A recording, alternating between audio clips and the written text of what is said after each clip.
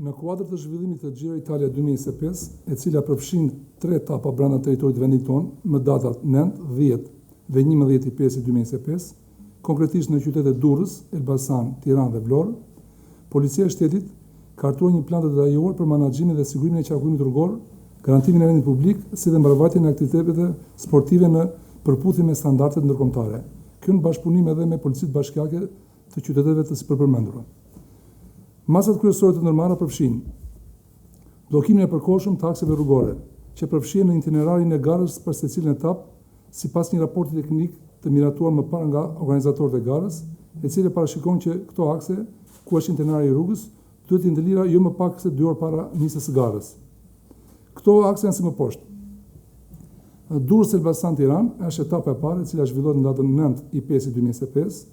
Gara fillon rreth orës 13:10 në Durrës dhe përfundon në orën 15 në 17:30 në Tiranë. Bllokimi i rrugëve urbane në Durrës.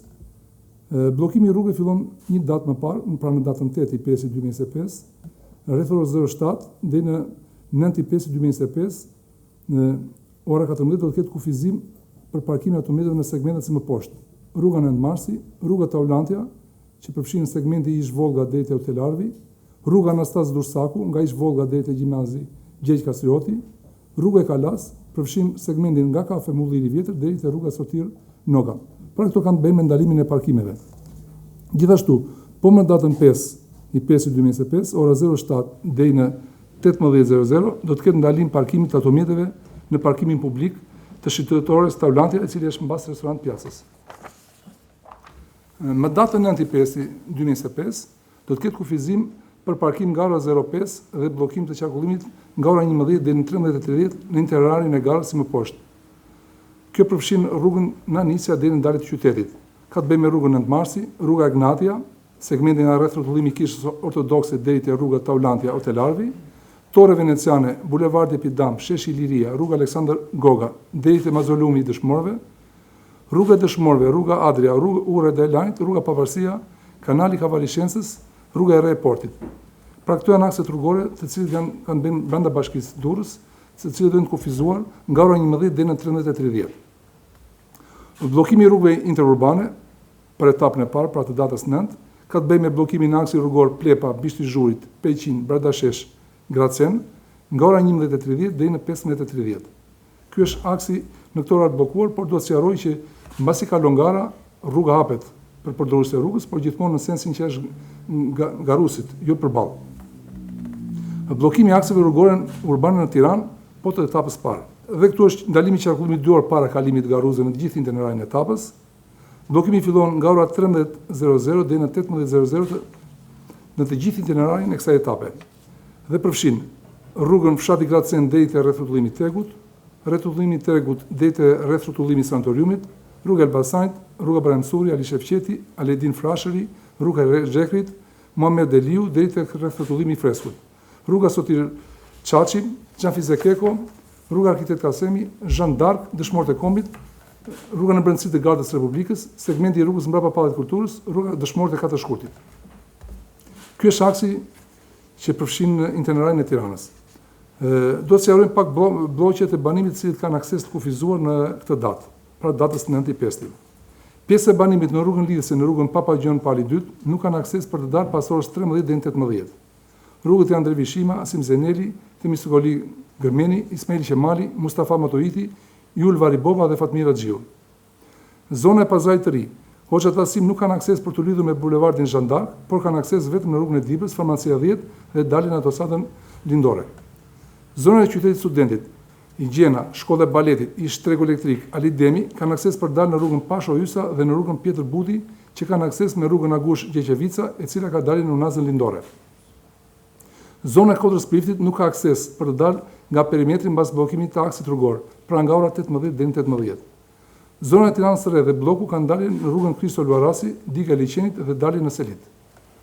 Zona e rrugës së Muslimshyrit, rruga e Kavajës do të kenë akses dali për në rrugën e ambasadave në drejtim të bulevardit Zogu Par dhe rruga Minepeza. Etapa 2 është etapa që quhet Tiranë-Tiranë, është etapë kronometrike dhe zhvillohet në datën 10/5/2025. Nga ora 08 deri në 11 do të ketë lëvizje të kufizuar dhe nuk do lejohen parkime në segmentet rrugore Zogu Izi dhe itinerari rruga Durrësit, rruga Fortuzi, rruga Dervish Hatixhe, rruga Barikadeve, rruga mbas Pallat të Kulturës. Kjo ka të bëjë me aksin rrugor që afrojnë ekipet për të sheshit Skënderbej. Pra është vetëm e kufizuar. Ndalimi i qarkullimit të automjeteve me parashtim të mjeteve të emergjencës dhe policisë shtetit nga ora 10 deri në 18 të datës 10/5/2025 në gjithë itinerarin etapës 2, e cila përfshin nisjen nga sheshi Skënderbej, rruga Urani Pano, Det Gjoluli, Ibrahim Rugova, dëshmorët e Katëshkurtit, Gjeq Fishta, Mohamed Gjollesha, Bajram Suri, Ibrahim Rugova, Lek Dugagjini, Dervishima, rruga Elbasanit dhe rreth rrotullimit Saukut, Abdul Frashi, bulevardi Zogu i Parë deri te rruga Fortuzi, rruga mbrapa Pallat të Kulturës. Pra kjo ka të bëjë gjithë akset rrugore që përfshin itinerarin që u shfaq dhe monitor. Bloqet e banimit me akses të kufizuar në datën 10/5/2025 janë pjesë e banimit në rrugën lidhëse me rrugën Papa Gjon Pali 2, e cila nuk ka akses për dalë mbas orës 10 deri në 18. Rrugët përfshin Dervishima, Asim Zeneli, Themiskoli Gërmeni, Ismail Qemali, Mustafa Maturiti, Jul Variboba dhe Fatmira Xhiu.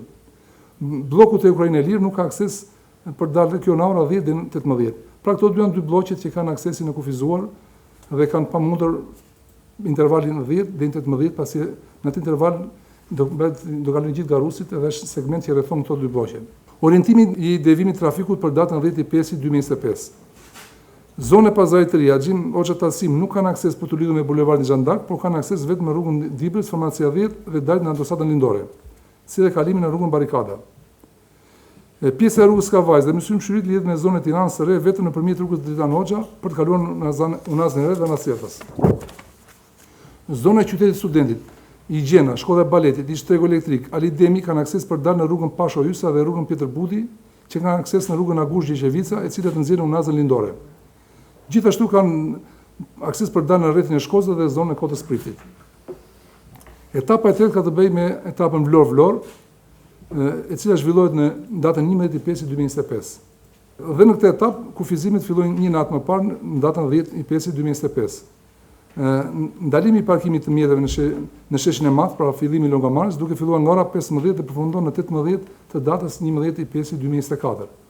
Ndalohet parkimi në fushën e shkollës Marinës duke filluar nga ora 15 të datës 10 dhe përfundon në ora 17 të datës 11. Ndalohet parkimi i mjeteve nga ora 14 të datës 10 dhe në orën 23 të datës 11 në rrugën Valentin Kollozi, Anita Bitri. Këtu do bëhet devimi nëpërmjet bulevardit Gjergj Kasioti, hasi rrethi skelës kryqëzimi i Aleksandrisë, devimi në rrugën Kosova dhe Pelat Rexhepi, rruga Pelat Rexhepi dhe aksi Bolvoil, kryqëzimi Unazës. Ndalimi i parkimeve të mjeteve në datën 10 ora 22 dhe në orën 23 të datës 11 në rrugën Eredin Axhie dhe aksi kryqëzimi i rrugës Onufri me kryqëzimin Bulevardi. Devimi është rruga Pilo Bregu dhe Fiqeret e Musta. Në datën 11/5 që zhvillohet dhe gara, ndalohet parkimi dhe qëndrimi i mjeteve në aksin Sheshi Madh, kryqëzimi i rrugës Shaban Demire nga ora 5:00 deri në orën 15 dhe qarkullimi duke filluar nga ora 07 deri në 14:15. Ndalohet qarkullimi i mjeteve dhe këmbësorëve nga rapi lungomare, bulevardi kryesor Ismail Qemali, rruga e Re, Pusi Nizinit, nga ora 11 deri në orën 13:30. Alternativ do të jetë rruga e Centrales, Zenel Mura dhe rruga Transballkanike. Nga ora 11 deri në 14 dhe 15 deri në 19:30 do të jenë bllokuar rruga rapi lungomare bulevard, kryesor Ismail Qemali deri në shkolla Ali Demi, rrugët aksesueshme do të jenë për ato që përmendëm më lart. Për të shkuar në portin e Vlorës, do të përdoret rruga Transballkanike, e cila do të jetë aksesueshme gjatë gjithë kohës nga mjetët dhe personat. Po kështu dhe rrugët që çojnë në spital janë të aksesueshme, rruga Transballkanike, shtëpia oficerëve Kapela në drejtim të Spitalit Rajonal të Vlorës, pjesa tjetër qytetit nga Pusi Muzinit, rruga e Re, Kapela në drejtim të Spitalit Rajonal dhe u ftohet centrale fabrika e çimendës nëpërmjet Kusbabas, Bashkia Vlorë, që të çon në Spitalin Rajonal. Pra këto janë akset rrugore që të çojnë në spital për çdo rast emergjent. Bllokimi i rrugëve interurbane ka të bëjë kryesisht me aksin rrugor Lumi Vlorës dhe Bregu.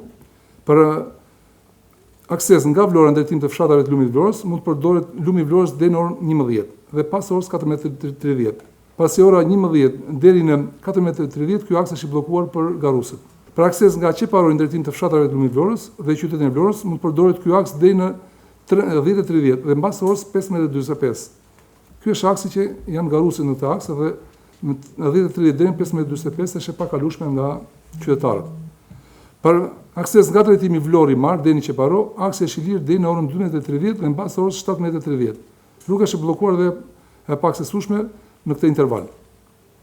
Për akses nga aksi Qeparo-Mar-Vlorë, ky aks është i lirë në orat 13:30 dhe mbas orës 16. Në orat 13:30 dhe 16:30 është i paaksesueshëm nga qytetarët. Këto janë pak a shumë masat që kemi marrë ne bashkëpunim edhe me bashkitë përkatëse, me policitë bashkiake për të bërë mbylljen e bllokimit të këtyre akseve rrugore që do përdoren për itinerarin e 3 etapave të para të Giro Italias. Këto kanë për qëllim të garantojnë sigurinë rrugore, mbarvajtjen e rrugës, minimizimin e ndikimit të lëvizjes së qytetarëve dhe të mjeteve. Policia e shtetit i bën thirrje të gjithë qytetarëve që të respektojnë sinjalistikën dhe udhëzimet e punonjësve të policisë, të shmangin lëvizjet me mjete në zonat e prekura gjatë kohës së zhvillimit të garës dhe të ndjekin informacionin zyrtar, duke falendëruar publikun për mirëkuptimin dhe bashkëpunimin gjatë kësaj gare të shumë të rëndësishme sportive. Përshëndetje, Fludra Tota nga Radio Televizionit Shqiptar. Në fakt më kisha 2 pyetje. E para, sa është numri i efektivëve që do shpërndahen në terren, dhe e dyta, gjithë ky bllokim i përkohshëm apo i pjesshëm, si mund ta quajmë, a do ndikojë në procesin zgjedhor, pasi kemi zgjedhjet përpara, sa i përket shpërndarjes së materialeve zgjedhore, por edhe qytetarëve që mund të lëvizin nga një qytet në tjetër për të votuar aty ku kanë gjendjen e tyre civile. Faleminderit. Siç e përmenda, ky është një aktivitet shumë i rëndësishëm sportiv, i cili ka disa kërkesa të nivelit ndërkombëtar të sigurisë, pasi kemi të bëjmë me ciklistët më të mirë të botës, kanë shpejtësi të mëdha dhe siguria e tyre është parasore në rrugë. Në planifikimin që kemi bërë ne, kemi munduar të bllokojmë ato akse që janë më të domosdoshme, pra itinerarin. Akset që të çojnë në të itinerar. Por kemi planifikuar në çdo pikë kryesore, unë dhe në materialin që referuam parë, kemi bërë dhe kryen devimet.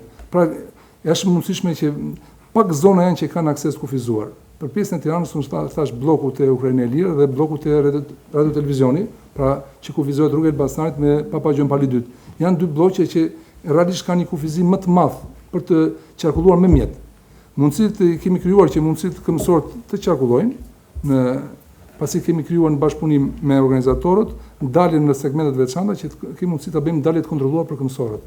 Pra në vazhdimsinë e çdo drejtori vendor, çdo strukturë përkatëse do të komunikim të vazhdueshëm me media dhe me qytetarët për të bërë të qartë ku do jenë dhe rrugkalimet, mos të krijuar asnjë pengesë të panevojshme për qytetarët.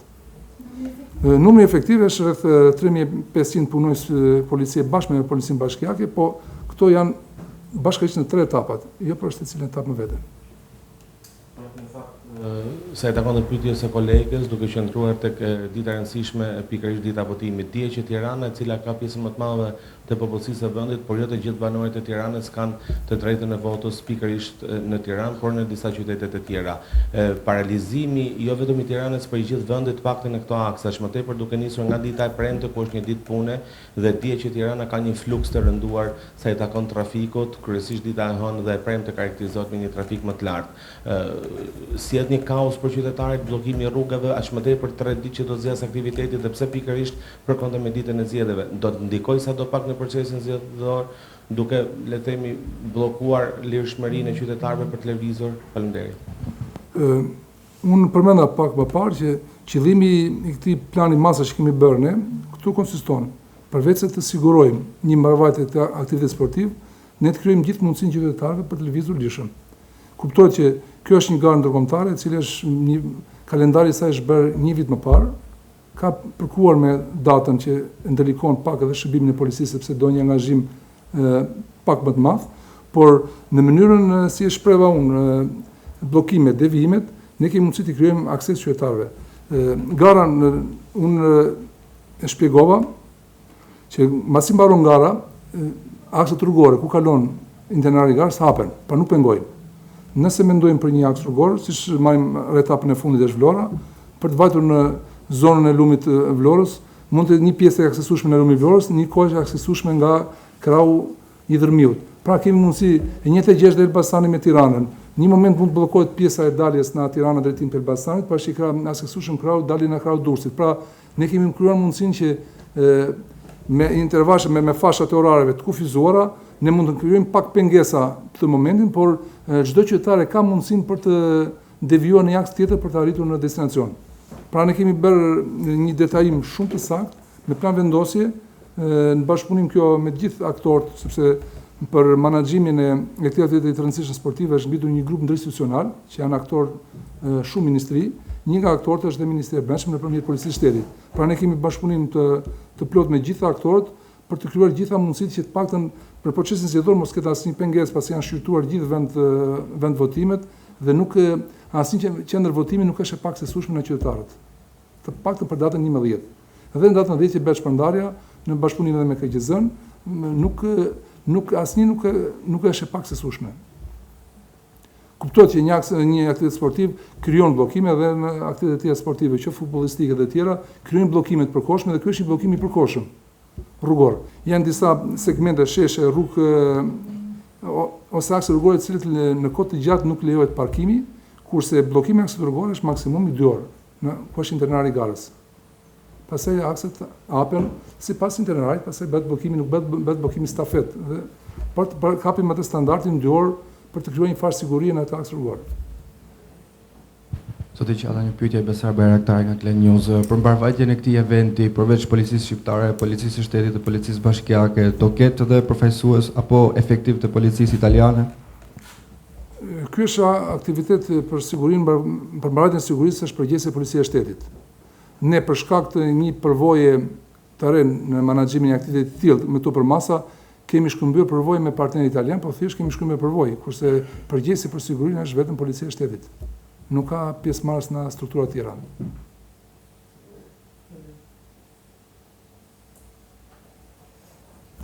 Atëherë u falenderoj për pjesëmarrjen.